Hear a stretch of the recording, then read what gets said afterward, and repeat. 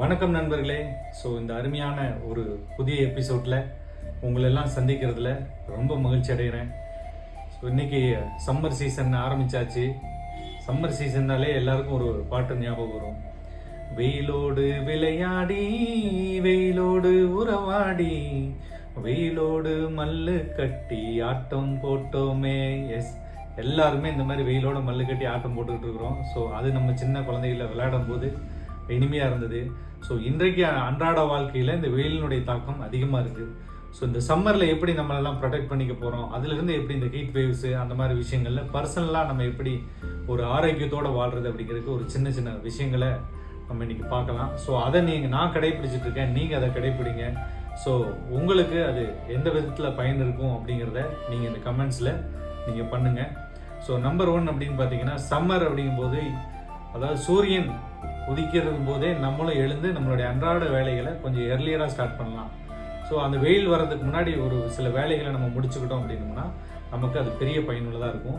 அதேமாதிரி ரெண்டாவது, நம்ம அணியக்கூடிய ஆடைகள் முடிஞ்ச வரைக்கும் காட்டன் இருந்துச்சு அப்படின்னா, உங்களுக்கு பாலிஸ்டர் அந்த மாதிரி இருந்துச்சுன்னா ஹீட்டை அப்சர்வ் பண்ணி ஸ்டோர் பண்ணிக்கும். சில பேர் சொல்லுவாங்க கருப்பு சட்டை ஆகாது, கருப்பு என்ன பண்ணும் அப்படின்னா அந்த வெயிலை இழுத்து அதுக்குள்ளே வச்சுக்கும். ஸோ அதனால தான் அந்த கருப்பு வேணாம் அப்படிங்கிறாங்க. ஸோ மற்ற எளிதில் அதாவது வெயிட்லெஸ்ஸாக இருக்கக்கூடிய ஆடைகள் அணிஞ்சோம் அப்படின்னா நமக்கு ஹீட் உள்ள ஃபார்ம் ஆகாது. செகண்ட், உங்களுடைய ஹேண்ட் கர்ச்சிப்ஸ் எப்பயுமே கையில் வச்சுக்கலாம். மூணாவது, வாட்டர் பாட்டில் எப்பயுமே உங்கள் கையில். இப்போ பாருங்க, நான் எப்பயுமே பயன்படுத்தக்கூடிய வாட்டர் பாட்டில் பக்கத்தில் இருக்கக்கூடிய இடங்களில் ரீஃபில் பண்ணி நம்ம அதை பயன்படுத்தலாம்.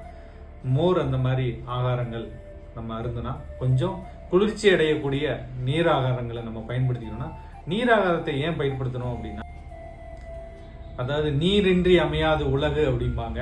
ஸோ நீரின்றி அமையாது உடலும் கூட தான். உலகு மட்டும் இல்லை, இந்த உடலும் நீரின்றி அமையாது. நீர் இல்லைன்னா ஒன்றுமே பண்ண முடியாது, டீஹைட்ரேட் ஆகிடுவோம். ஸோ டயர்டாகி சீக்கிரம் நம்ம சிக்காகக்கூடிய. நான் வெளியே செல்லும் பொழுது ஒரு கேப் அணிஞ்சிக்கலாம், கொடையை எடுத்துகிட்டு போகலாம். இதெல்லாம் பார்த்தீங்க அப்படின்னா அந்த வெயிலினுடைய தாக்கம் நேரடியாக நம்ம மேலே படாமல் இருக்கிறதுக்கான வழிமுறைகள். அடுத்து, நம்ம வாகனங்களை எங்கேயா பார்க் செய்யும் பொழுது ஒரு மரத்தினுடைய நிழல்லையோ அல்லது கூரையின் கீழே பார்க் பண்ண வசதிகள் இருந்த வாய்ப்புகள் இருந்தால் அந்த மாதிரி பயன்படுத்திக்கிட்டா, உங்களுடைய குழந்தைகளையோ உங்களுடைய பெட்ஸையோ விட்டுட்டு போறீங்க அப்படின்னா தயவு செய்து ஏசி ஆன் பண்ணி அவங்கள இருக்கிற மாதிரி பார்த்துக்கோங்க. அப்படி இல்லைன்னா அந்த பார்க் பண்ணும்போது அதனுடைய வேவ்ஸ் அதிகமாக இருக்கும். ஸோ உள்ளே இருக்கும்போது மூச்சு திணறல்கள் ஏற்பட்டு நடக்கக்கூடிய செய்திகளை நம்ம எத்தனையோ பேர் கேட்டிருக்கோம். ஸோ அதெல்லாம் நம்ம இல்லாமல் பார்த்துக்கலாம். ஸோ இந்த மாதிரி ஐடியாக்களை நீங்கள் ஃபாலோ பண்ணுனா உங்களுக்கு சின்ன சின்ன இம்ப்ரூவ்மெண்ட்ஸ் இந்த வெயிலினுடைய தாக்கத்துலேருந்து நம்ம இனிமையாக எப்படி கூலாக வச்சுக்கலாம். ஸோ சன்கிளாஸ், 2 வீலர் ஓட்டக்கூடிய நண்பர்கள் சன்கிளாஸ் பயன்படுத்துவாங்க. ஸோ இந்த மாதிரி விஷயங்களை பிடிச்சிருந்தா நீங்கள் லைக் பண்ணுங்கள், ஷேர் பண்ணுங்கள். அதே மாதிரி உங்களுடைய நண்பர்களுக்கு சப்ஸ்கிரைப் பண்ண சொல்லி இந்த சேனலை நீங்கள் இன்னும் அதிகப்படியாக நீங்கள் பண்ணும்பொழுது இன்னும் உங்களுக்கு தேவையான தகவல்களை அடுத்தடுத்து வரக்கூடிய எபிசோடில் நம்ம அளிக்கிறதுக்கு சந்தோஷமாக ஆவலுடன் காத்திருக்கிறேன். Wish you all the best. Thank you.